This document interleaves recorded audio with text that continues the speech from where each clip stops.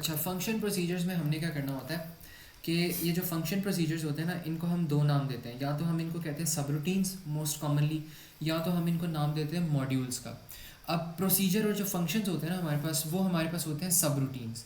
और हम सब रूटीन्स यूज़ क्यों करते हैं? सब रूटीन्स हम इसलिए यूज़ करते हैं बिकॉज़ ये ना आपके कोड को ईजी टू अंडरस्टैंड बना देती है। आपके कोड को अंडरस्टैंड करना बहुत आसान हो जाता है, तो दैट्स वाई यू यूज़ सब रूटीन्स। और फिर इसके बाद क्या होता है, इसके बाद जो रेपिटेशन ऑफ कोड होता है, रेपिटेशन ऑफ कोड आपकी ना रिड्यूस हो जाती है। तो रेपिटेशन ऑफ कोड रिड्यूस होती है, हम देखते हैं कि किस तरह रिड्यूस होती है। फिर लेस स्टोरेज रिक्वायर्ड होता है अगर रेपिटेशन रिड्यूस होती है, और इजी टू अंडरस्टैंड हो जाता है कोड। अब सबसे पहले आपके पास आता है फंक्शन। फंक्शन क्या करता है? फंक्शन भी एक सब रूटीन है। ये क्या करता है? ये रिटर्न कर देता है अ value of any data type. तो जो ऐसा जो सब रूटीन हो, जो आपके पास कोई चीज़ रिटर्न कर रहा हो, उसको आप कहते हो फंक्शन। तो ये करता क्या है? It returns a value of any data type.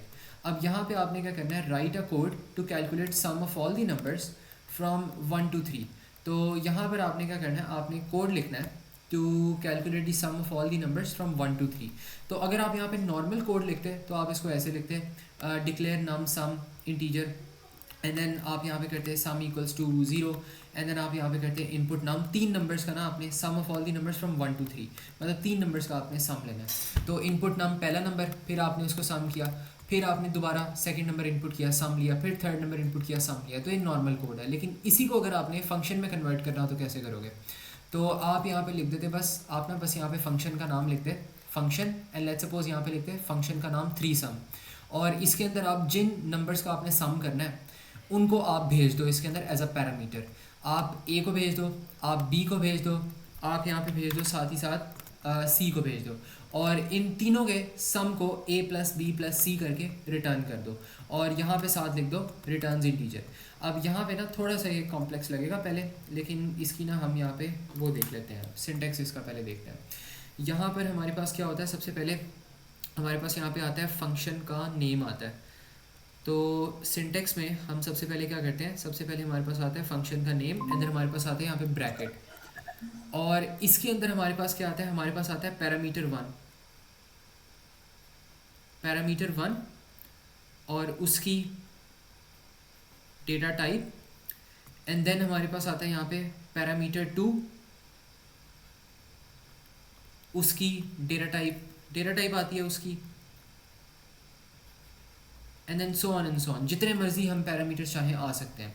और इसके बाद हमने लिखना है यहाँ पे रिटर्न्स डेटा टाइप, मतलब जौन सा डेटा आपका फंक्शन रिटर्न कर रहा था वो आपने लिखना है। अगर फंक्शन कोई स्ट्रिंग रिटर्न कर रहा है तो यहाँ पे लिख दो रिटर्न स्ट्रिंग।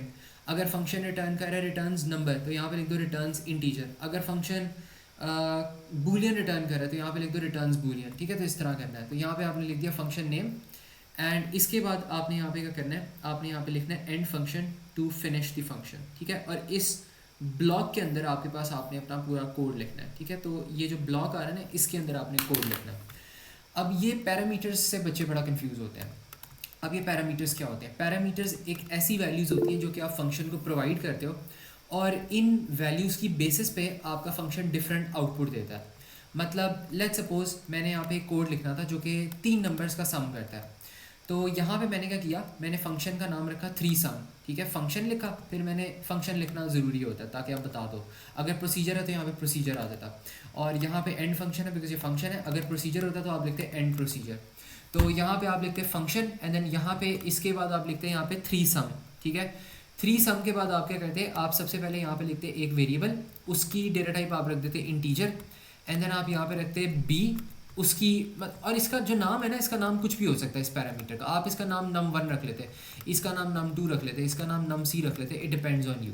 लेकिन आपने यहाँ पे क्या करना है? आपने यहाँ पे 3 नंबर का सम करना है। तो आप पता है क्या करो? आप इसकी ब्रैकेट के अंदर 3 नंबर्स एज अ पैरामीटर भेज दो, क्योंकि जिन नंबर्स का आपने सम कैलकुलेट करना है ना, जिन 3 नंबर्स का, उन 3 नंबर को आप इसकी ब्रैकेट के अंदर बंद करके भेज दो। तो एक पहला जो नंबर है वो इस वेरिएबल के अंदर स्टोर होगा, ए वेरिएबल के अंदर। दूसरा नंबर बी वेरिएबल के अंदर स्टोर होगा। तीसरा नंबर सी वेरिएबल के अंदर स्टोर होगा। और ये रिटर्न क्या कर रहा है? सम रिटर्न कर रहा है। सम इंटीजर होता है, तो आपने लिख दिया रिटर्न इंटीजर। तो ये यहाँ पे करता है कि ये करता है रिटर्न ए प्लस बी प्लस सी। जैसे ही ये रिटर्न स्टेटमेंट आपकी कॉल होती है, ये ए प्लस बी प्लस सी रिटर्न हो जाता है, और आपका जो भी क्या कहते हैं सम होता है वो आपके पास आ जाता है, ठीक है। तो this is how your normal code of function works. अभी इसमें खैर हमने और भी आगे चीज़ें देखी हैं, बिल्कुल थोड़ी सी मैंने डिटेल बताई है, अभी आगे और डिटेल हम देखेंगे इसमें। बताओ बस। सर रिपीट कर सकते हैं आप, मैं चला गया था नेट की इशू। अच्छा माज, इसमें ना हमने सब रूटीन्स अभी अभी स्टार्ट किए हैं। सब रूटीन्स में आपके पास दो चीज़ें होती हैं, प्रोसीजर्स होते हैं और फंक्शंस होते हैं। फंक्शंस क्या करते हैं, कुछ वैल्यूज़ को रिटर्न कर रहे होते हैं। प्रोसीजर क्या करते हैं, कुछ भी वैल्यूज़ को रिटर्न नहीं करते। और ये हम यूज़ क्यों करते हैं, बिकॉज ये हमारे कोड की रीयूजेबिलिटी बढ़ाते हैं, आसानी बढ़ाते हैं और ईजी टू अंडरस्टैंड बनाते हैं। और ये सब चीज़ें ना हम अभी नीचे आके अभी देखेंगे, दोबारा दोबारा रिपीट हो जाएंगी चीज़ें, ठीक है। Okay sir. चलो जैफा बताओ। सर आप इसके सिंटैक्स पे जा सकते हैं, एक दफ़ा मैं नोट कर लूँ बस। हाँ, बल्कि बल्कि नीचे भी आ रहा है सिंटेक्स, यहाँ पे बेशक ये कर लो, यहाँ पे ये लिख लो, ओके थैंक यू सर। ठीक है। ये भी इसका ना यहाँ पे सिंटेक्स लिखा हुआ मैंने। फंक्शन आपके पास सबसे पहले आपने लिखना है फंक्शन, एंड देन आपने लिखना है फंक्शन का नाम, फिर ब्रैकेट्स आएंगी दो, ब्रैकेट्स के अंदर पैरामीटर्स आएंगे। पैरामीटर्स मतलब जो वैल्यूज़ आपने इसके अंदर भेजनी है, इन वैल्यूज़ की बेसिस पे आपका जो फंक्शन है वो आपको डिफरेंट वैल्यू रिटर्न करेगा, ठीक है। और यहाँ पे आपने लिखना है रिटर्न्स, रिटर्न्स लाजमी लिखना है। और जिस टाइप का डेटा आपका फंक्शन रिटर्न करता है उसकी डेटा टाइप आपने लिखनी है। अगर बूलियन रिटर्न करे तो बूलियन लिख लो, अगर चार रिटर्न करे तो चार लिख लो, अगर स्ट्रिंग रिटर्न करे तो स्ट्रिंग लिख लो, ठीक है। फिर यहाँ पे बस आप लिख लो एंड फंक्शन, ठीक है। तो इस तरह करके आप यहाँ पे लिख सकते हो। हुज़ैफा नोट हो जाएगा तो बताना मुझे, ठीक है। सर मुझे अभी भी सिंटैक्स समझ नहीं आया सर। मैं बताता हूँ इसका सिंटेक्स। क्या चीज़ नहीं समझ आई इसमें, मुझसे पूछो। सर मैं ऐसे में चला गया था, मुझे पूरा कॉन्सेप्ट ही नहीं आया, वो नेट इशू। अभी ना अभी खैर मैं इसको ना रिपीट करता हूँ, अभी मेरे पास बहुत एग्जांपल्स हैं तो आई थिंक हो जाएगा, समझ आ जाएगा। अभी क्या है ना, बस यहाँ पे ये सिंटेक्स बस इसका देख लो कि जब भी आपने फंक्शन को डिफाइन करना होता है ना, तो जिस तरह डिक्लेरेशन होती है उसी तरह ये होता है। सबसे पहले आपने फंक्शन लिखना है, फिर जॉन से नाम का फंक्शन बनाना है वो लिखना है, एंड देन यहाँ पे आपने ब्रैकेट्स लिखनी है। और इन ब्रैकेट्स के अंदर आपके पास आएंगे कुछ पैरामीटर्स। पैरामीटर्स बेसिकली होते हैं ऐसे वेरिएबल्स होते हैं जो कि आप इसके अंदर भेज रहे होते हो। और ये वेरिएबल्स क्योंकि आप भेज रहे हो तो इन वेरिएबल्स को डिक्लेयर करने की ज़रूरत नहीं पड़ती। ये वेरिएबल्स कहीं और से आप ढूंढ के लेकर आ रहे हो, ठीक है। तो ये होता है। और फिर यहाँ पे फंक्शन को एंड करना है तो एंड फंक्शन लिख दो। और आपका फंक्शन मैंने बात की थी कि फंक्शन कुछ ना कुछ वैल्यू रिटर्न करता है। तो जोन सी डेटा टाइप की वैल्यू रिटर्न करता है उसका डेटा टाइप आप यहाँ पे लिख दो। आप यहाँ पे रिटर्न तो आपने लिखना ही लिखना है, पार्ट ऑफ सिंटेक्स। लेकिन जोन सी वैल्यू रिटर्न करता है आपका फंक्शन जिस डेटा टाइप की, वो वाली डेटा टाइप आप लिख दो, रियल इंटीजर वगैरह वगैरह, ठीक है। मतलब मैं टीचर लिख दूंगा। हाँ, अगर इंटीजर रिटर्न करे तो आप इंटीजर लिख दो यहाँ पे, ठीक है। और सर ब्रैकेट के अंदर जो पैरामीटर के बाद डेटा टाइप वन है, उसके अंदर मुझे कौन सी डेटा टाइप लिखनी है, पैरामीटर की लिखनी है जो मुझे वैल्यू रिटर्न करना है। पैरामीटर वन जो पैरामीटर टू मैंने लिखा है ना, इसको ऐसे आप लोग कंसिडर कर लो ये वेरिएबल के नाम है, तो ये कुछ भी नाम आप इनके रख सकते हो, वो कोई मैटर नहीं करता, ठीक है। नहीं सर मैं पूछ रहा हूँ, जो आपने डाटा टाइप और डेटा टाइप टू लिखी है ब्रैकेट के अंदर, वो आप मतलब वो कैसे असाइन करेंगे, वो पैरामीटर की डेटा टाइप होगी या कुछ? वो ना आपने देखना है कि आपका जो भी आपका पैरामीटर है उसकी डेटा टाइप क्या है। अगर पैरामीटर क्वेश्चन में ने वैसे बताया होगा, अगर पैरामीटर की टाइप इंटीजर है तो आप इंटीजर लिख दो, अगर बूलियन है तो बूलियन लिख दो, ऐसे करके, ठीक है। और सर एक लास्ट क्वेश्चन है कि जो पैरामीटर हमारे पास दो ही हो सकते हैं या मल्टीपल? नहीं, मल्टीपल हो सकते हैं, हज़ारों हज़ारों पैरामीटर्स हो सकते हैं। कोई एक पैरामीटर, ज़ीरो पैरामीटर्स भी हो सकते हैं, हज़ारों भी हो सकते हैं, ठीक है। ज़ीरो भी हो सकता है। तो उनको डिक्लेयर ऐसे करना होगा? हाँ, डिक्लेयर ऐसे करना होता है। अगर यूज़ कर रहे हो, अगर इनको कहीं बाहर से मंगवा रहे हो तो इनको डिक्लेयर ऐसे करना है, ठीक है। और ये पैरामीटर ना हमेशा बाहर से आ रहे होते हैं। आपके फंक्शन का कोई इसमें कमाल नहीं होता। फंक्शन के अंदर बस एक कोड लिखा होता है और उसके अंदर डिफरेंट डिफरेंट वैल्यूज़ फीड होती हैं। मतलब इमेजिन करो कि मैंने कोड लिख लिया, टेबल बनाने वाला कोड लिख लिया। अब उस टेबल बनाने वाला कोड लिखा हुआ है। अब उसके अंदर अगर मैं पैरामीटर भेजता हूँ वन तो वो वन का टेबल प्रिंट करेगा। अगर मैं उसके अंदर पैरामीटर भेजता हूँ टू तो वो टू का टेबल प्रिंट करेगा। अगर मैं उसके अंदर पैरामीटर भेजता हूँ थ्री तो वो थ्री का टेबल प्रिंट करेगा। तो पैरामीटर इस तरह काम करते हैं। कोड लिखा हुआ है ऑलरेडी, लेकिन पैरामीटर कहीं और से आ रहे हैं जो कोड की आउटपुट को चेंज कर देता है, ठीक है। तो ये चीज़ होती है। इसके बाद पैरामीटर्स मैंने लिखा भी है, it allows one or subroutine to modify its working under different values inputs.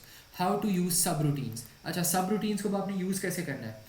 यहाँ पे ये जो है ना, इतना काम ये सिर्फ आपने सब रूटीन बनाई है, लेकिन अगर सब रूटीन को आप बनाकर छोड़ दोगे ना तो इसको जंग लग जाएगा और इसका कोई फ़ायदा नहीं होने वाला। ये एक ऐसी, इसको आप कंसिडर करो ये आपके पास एक गाड़ी की तरह है।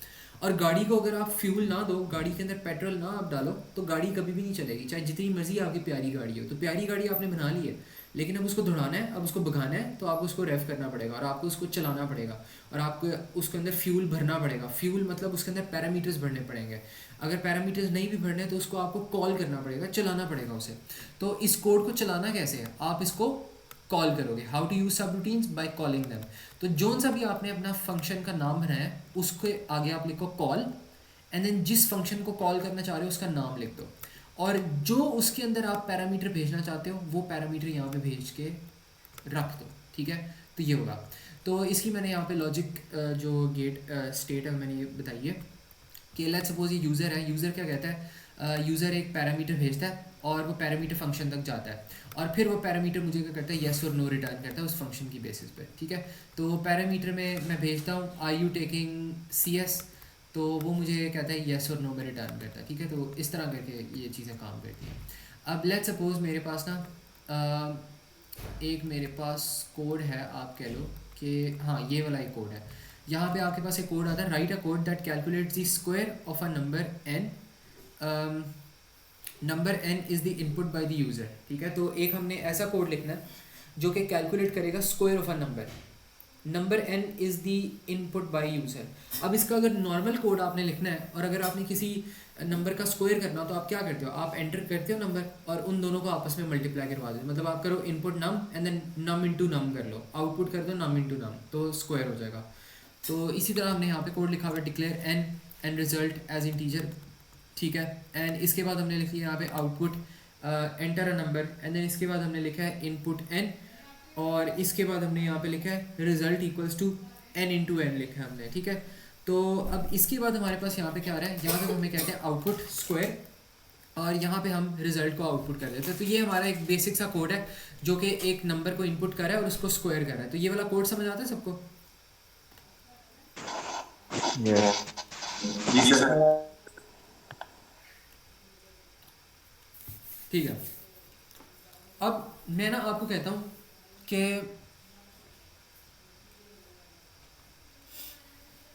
अब ये वाला जो मेरे पास कोड है ना, ये पता क्या कर रहा है, ये सिर्फ और सिर्फ ना मेरे पास ये वाला कोड एक दफ़ा चलेगा। मैं एक नंबर का इनपुट लूँगा और एक जो नंबर मेरे पास आ रहा है ना, मैं सिर्फ और सिर्फ उसी का मैं स्क्वायर ले पाऊँगा। तो this code of mind only works for one single number, ठीक है। लेकिन अगर इसको मैंने एक से ज़्यादा नंबर के लिए चलाना है या ज़्यादा नंबर्स का मैं स्क्वायर लेना चाहता हूँ, तो मुझे बार बार ये वाली जो लाइन है वो रिपीट करनी पड़ेगी नीचे। या तो मैं रिपीट करनी पड़ेगी या तो मुझे लूप लगाना पड़ेगा। मेरा एक्स्ट्रा मेहनत हो रही है, मेहनत लग रही है मुझे करने में। तो ये चीज़ सबको समझ आ रही है कि मुझे एक्स्ट्रा मेहनत क्यों लग रही है, बिकॉज ये वाला कोड मेरा एक दफ़ा चलता है। अगर बार बार रिपीट करवाना है तो सारी की सारी लाइन में बार बार रिपीट करवाऊंगा ताकि वो मुझसे बार बार नए नए नंबर्स इनपुट ले, या तो मुझे इसको लूप में करना पड़ेगा, ठीक है, ताकि वो बार बार इनपुट ले। तो वो मुझे एक्स्ट्रा कोड लिखना पड़ा। अब मैं क्या करता हूँ, मैं इसका ना ये चीज़ करने के बजाय मैं इसका फंक्शन बना लेता हूँ। मैं कहता हूँ कि मैं एक फ़ंक्शन बनाता हूँ। फंक्शन हेडर मैंने यहाँ पे लिखा, फिर मैंने नाम लिखा फंक्शन का स्क्वायर रूट, ठीक है। इसका नाम मैंने क्या रख दिया, SQ रूट, ठीक है। इसका नाम मैंने रख दिया SQ रूट और इसके अंदर मैंने क्या कर दिया, मैंने इसके अंदर यहाँ पे रख दिया n, और साथ ही में ना मैंने यहाँ पे ये कह दिया कि ये मेरे पास है इंटीजर है, ठीक है। तो ये चीज़ मैंने इसके अंदर एक पैरामीटर रखवा ली, नाम इसका मैंने SQ रूट रख लिया, स्क्वायर रूट, और इसके अंदर मैंने एक वेरिएबल डिक्लेयर करवा लिया n के नाम से, जिसकी मैंने डेटा टाइप रख ली इंटीजर, बिकॉज ऑब्वियसली बात है n के अंदर मेरे पास नंबर पड़ा होगा जिसका मैंने स्क्वायर लेना है, और ये रिटर्न क्या करेगा, इंटीजर रिटर्न करेगा, ठीक है, बिकॉज स्क्वायर रूट इंटीजर में होता है। तो ये चीज़ होगी। अब मैंने एक रिजल्ट वाला वेरिएबल लिया, उसके अंदर मैंने रखवा दिया n इंटू एन, ठीक है, और ये मैंने रिटर्न कर दिया। मैंने एक्स्ट्रा स्टेप्स यहाँ पे किए, लेकिन ये आराम से भी आपके पास हो सकता था। आप बस सिंपली यहाँ पे कहते रिटर्न करो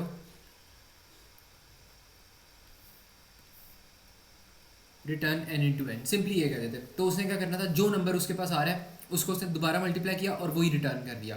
तो ये हमने क्या कर दिया, हमने इसका ना यहाँ पे एक फंक्शन लिख दिया। बताओ। जिससे मेरा क्वेश्चन ये है कि देखें, जैसे हम नंबर 2 का स्क्वायर रूट लिया सर, और सर वो हमारे पास रिटर्न के अंदर आखिर में जाके सेव हो जाएगा। हमारे पास वो कहाँ पे जाके सेव हो जाएगा, रिटर्न के अंदर। नहीं, रिटर्न के अंदर सेव नहीं होगा। रिटर्न पता है क्या कर रहा है, रिटर्न उसको वापस भेज रहा है, जहाँ से हमने इसको कॉल किया ना वापस वहाँ पे भेज रहा है। वो क्यों सर? मैं बताता हूँ देखो। ये वाला कोड समझ आ गया, ये कोड करके रहे, कोड किस तरह काम कर रहा है, थोड़ी सी आउटलाइन समझ आई इस कोड की, ठीक है। अच्छा, इसके बाद मैंने आपको कहा था, मैंने आपको ऊपर कहा था यहाँ पे कि हाउ टू यूज़ सब रूटीन्स बाय कॉलिंग देम। तो आप क्या करते हो, आपने अगर सब रूटीन को यूज़ करना हो, आप यहाँ पे लिखते हो कॉल सब रूटीन का नाम एंड देन पैरामीटर, ठीक है। तो इसी तरह मैंने जब कोड लिख लिया, मैंने इसको कॉल किया, और मैंने कॉल कैसे किया, मैंने लिखा कॉल स्क्वायर रूट का नाम एंड देन मैंने इसके अंदर भेज दिया 2। अब जैसे ही मैं इसके अंदर 2 भेजूंगा ना, तो वो पता है मेरे पास किस तरह काम करेगा। जैसे ही मैंने कॉल भेजा, जैसे ही मैं कॉल पे गया, तो वो ये वाली स्टेटमेंट जैसे ही मेरे पास रन होगी, इसमें से 2 जाएगा, और 2 जाके मेरे पास कहाँ पे स्टोर हो जाएगा, n के अंदर जाके स्टोर हो जाएगा, और यहाँ पे मेरे पास हो जाएगा 2 इंटू 2, और मेरे पास 4 रिटर्न हो जाएगा। और जैसे ही मेरे पास रिटर्न स्टेटमेंट आएगी, तो मेरे पास यहाँ से 4 रिटर्न हो जाएगा, तो 4 यहाँ पे वापस आ जाएगा। और जैसे ही मेरे पास यहाँ पे 4 वापस आया, मैंने वो एक वेरिएबल के अंदर रखवा दिया, ठीक है। अब उसको मैं रखवा भी सकता हूँ, नहीं भी रखवा सकता, वो आपकी मर्जी है। लेकिन इस पूरी स्टेटमेंट की बदौलत, ये जो पूरी आपने स्टेटमेंट इस तरह लिखी है, इसकी जगह आपके पास वो वाली वैल्यू आ जाएगी जो ये फंक्शन रिटर्न कर रहा है, ठीक है। ये पूरी की पूरी स्टेटमेंट उस वैल्यू से रिप्लेस हो जाएगी जो ये फंक्शन रिटर्न कर रहा है, ठीक है। बताओ सर प्लीज एक दफा रिपीट कर सकते हो आप? मैं बताता हूँ, देखो आपने क्या किया, आपने यहाँ पर ना आपने यहाँ पे लिखा है लेट्स सपोज कॉल, इस फंक्शन को आपने कॉल करना है, तो आप यहाँ पे लिखते हो कॉल एंड देन इसके बाद आप इसका नाम लिखते हो SQ रूट, किस नंबर का स्क्वायर रूट चाहिए, लेट्स सपोज 10 का स्क्वायर रूट चाहिए, तो आपने 10 लिख दिया। अब जैसे ही ये फंक्शन आपके पास कॉल होगी ना, तो 10 थोड़ा थोड़ा यहाँ पर जाएगा और n के अंदर आ जाएगा, और ये फंक्शन आपका रन हो जाएगा। और इसके अंदर 10 इंटू 10 होगा 100, और जैसे ही 100 आएगा वो रिटर्न होके वापस यहाँ पर आ जाएगा। और ये जो पूरी की पूरी आपकी स्टेटमेंट यहाँ पे आपने लिखी हुई थी ना, ये गायब हो जाएगी, और इसकी जगह एक 10 आ जाएगा यहाँ पे, ठीक है, 100 आ जाएगा बल्कि, बिकॉज 100 स्क्वायर रूट रिटर्न हुआ है ना। तो ये जो रिटर्न वैल्यू होगी, ये पूरी की पूरी ये जो स्टेटमेंट आपने लिखी थी, ये जो भी फंक्शन रिटर्न कर रहा है उससे रिप्लेस हो जाएगी, तो ये यहाँ पे होगा। अब समझ आती है बात? जी सर। ठीक है। अब इसको मैं डिफरेंट तरीक़ों से मैं इसको यूज़ कर सकता हूँ। मैं अब लेट्स सपोज मैं अगर यहाँ पे लिखता हूँ, लेट्स सपोज मेरे पास ना स्टेटमेंट यही होती है, लेकिन मैं इसके अंदर क्या करता हूँ, मैं इसके अंदर ना साथ ही साथ मैं लिख देता हूँ यहाँ पे आउटपुट भी लिख देता हूँ। मैं यहाँ पे लिखता हूँ आउटपुट, तो अब वो पता ही करेगा। अब जैसे ही मेरे पास ये स्टेटमेंट रन होगी, वो भागा भागा यहाँ पे जाएगा, 10 यहाँ पर आएगा, 10 इंटू 10 होगा, और 100 रिटर्न होगा। और इस स्टेटमेंट की बदौलत ये गायब होगी स्टेटमेंट, इसकी जगह मेरे पास आ गया 10। तो अब मेरे पास स्टेटमेंट क्या बन गई, आउटपुट 10, तो 10 मेरा डिस्प्ले हो जाएगा स्क्रीन के ऊपर। तो इस तरह काम कर सकता है। या मैं इसको एक और तरीके से भी काम करवा सकता हूँ। मैं यहाँ पे कहता हूँ कि लेट्स सपोज मैं यहाँ पे आउटपुट की जगह ना इसको किसी वेरिएबल के अंदर रखवा देता हूँ। मैं इसको रिजल्ट वाले वेरिएबल के अंदर रखवाता हूँ। तो अब क्या होगा, अब जैसे ही ये रन होगा तो यहाँ पर जाएगा, 10 इंटू 10 होगा, और जैसे ही रिटर्न आएगा वो इस पूरी की पूरी स्टेटमेंट को गायब करेगा, और इसकी जगह आपके पास आ जाएगा 100। और अब आपके पास ये स्टेटमेंट बन गई रिजल्ट इक्वल्स टू 100, तो रिजल्ट के अंदर क्या आ जाएगा, 100 आ जाएगा, और इस वेरिएबल को भी आप आगे जैसे मर्जी यूज़ करो। तो इस तरह डिफरेंट तरीक़ों से काम कर सकते हैं। आप समझ आइए कि हम किस तरह यहाँ पे यूज़ करते हैं जो फंक्शन और जो वैल्यूज़ हमारे पास रिटर्न हो रही है, कैसे रिटर्न होती है आपके पास। ये बताओ, समझ आइए सबको, किसी को इसमें मसला हो? नो सर,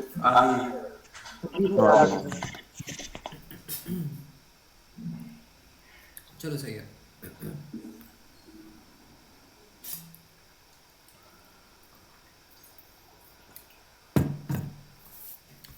अच्छा, ये चीज़ होगी हमारे पास। इसके बाद अच्छा, अगर फंक्शन आप लोगों को समझ आ गया ना, तो आधे से ज़्यादा कंसिडर करो, आपके पास ना प्रोसीजर भी आप लोगों को समझ आ गया, लाइक बहुत आसान है। दिखाता मैं आप लोगों को भी। तो खैर यही मैंने यहाँ पे चीज़ें कॉल की हुई हैं। अब मुझे क्या आप लोग ये बता सकते हैं कि मेरे पास वेरिएबल 1, वेरिएबल 2 और वेरिएबल 3 के अंदर क्या स्टोर होगा based on these functions? Can you tell me that? Sir 425 हाँ, 425 और 100 मेरे पास स्टोर हो जाएगा वेरिएबल 1, 2 एंड 3 के अंदर। तो इनको मैंने डिफरेंट तरीके से मैं यूज़ करता हूँ। तो बेसिक ये फंक्शन इस तरह काम करे। अब फंक्शन आप लोगों को आ गए हैं, ठीक है। अब बस डिफरेंट कोड्स हैं जो आपको मुश्किल कोड्स फंक्शन में करने पड़ेंगे। यहाँ पे वो क्या कहते हैं, write a code to input a number, output whether it is positive और नेगेटिव। नॉर्मल कोड क्या होता है, if number is greater than positive then output it is positive, else number is negative. Function में इसको आपने convert कर दिया। आप कहते हो फंक्शन चेक पॉजिटिव, और यहाँ पे आप लगाते हो नंबर एज इंटीजर, और ये इंटीजर ही रिटर्न कर रहा है। आप कहते हो कि अगर तो नंबर आपका ग्रेटर देन 0 है देन आप 0 रिटर्न करते हो, वरना आप -1 रिटर्न करते हो टू सिग्निफाई दैट आपके पास नंबर नेगेटिव है। और यहाँ पे आप चेक करते हो, जब आप कॉल करते हैं ना, अब देखो यहाँ पे उसने कॉल के साथ इफ़ कंडीशन लगा दी है।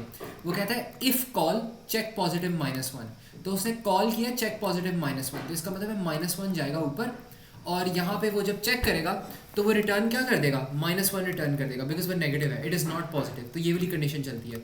तो इस पूरी स्टेटमेंट की जगह -1 आ जाता है, तो वो यहाँ पे कहते हैं इफ़ -1 = 0, ऑब्वियसली बात है -1 इज़ नॉट इक्वल टू 0, तो वो यहाँ पे एल्स में आ जाते हैं, और एल्स में आउटपुट हो जाता है नेगेटिव। इस पूरे कोड को ज़रा एक दफ़ा तसल्ली करके देखो और मुझे बताओ इसमें कोई सवाल हो, कोई क्वेश्चन हो।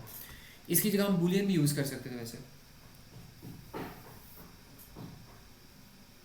सर आप एक बार सुना देंगे लास्ट पार्ट इफ कॉल वाला। इफ़ कॉल वाला देखो, हम जब इफ़ कॉल चेक पॉजिटिव लिखते हैं ना, तो वो बेसिकली करेगा क्या कि जब वो कॉल चेक पॉजिटिव -1 कॉल करेगा ना, तो -1 हमारा जाएगा ऊपर, हमारा चेक पॉजिटिव कॉल होगा, और पैरामीटर के अंदर हमने -1 भेजा है, तो जो हमारा ऊपर नम है ना, यहाँ पे जो नम है इसके अंदर -1 आ जाएगा।